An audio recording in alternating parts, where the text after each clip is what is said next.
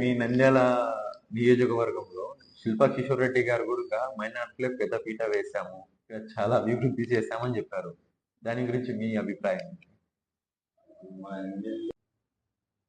Recent గా మన MLA Ravichandra Kishore Reddy గారు సామాజిక సాధికారత యాత్ర అని ఒక పెద్ద ప్రోగ్రాం నంద్యాలలో చేసి మైనార్టీలకు పెద్ద పీట వేశామన్నారు. నిజమే అన్నమాట వాళ్ళు చెప్పింది.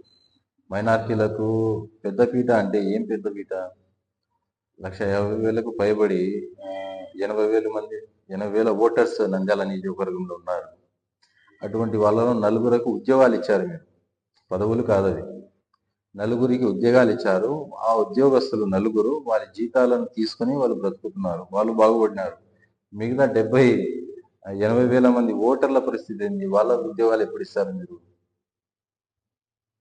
మీరు ముస్లిం మైనార్టీలకు ఇచ్చింది పదవులు కాదు, ఉద్యోగాలు. ఎందుకంటే వారి వల్ల ఆ సమాజానికి ఏం ప్రయోజనం కలిగింది?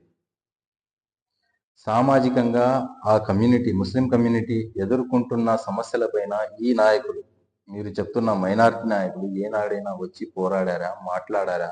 మీ ప్రభుత్వం పార్లమెంట్లో పెట్టి ఈ సమాజానికి వ్యతిరేకంగా తీసుకుని కేంద్ర ప్రభుత్వం బిల్లులకు మీరు వ్యతిరేకంగా ఎప్పుడైనా మాట్లాడారా? అవి చెయ్యొద్దని ఎప్పుడైనా ఈ ప్రభుత్వాలకు మీరు నిలదీశారా? లేదు. కడపలో కట్టి పడేసి మూల పడేసిన హజ్ హౌస్కి ఈ మైనారిటీ నాయకులకి ఏం తేడా లేదు.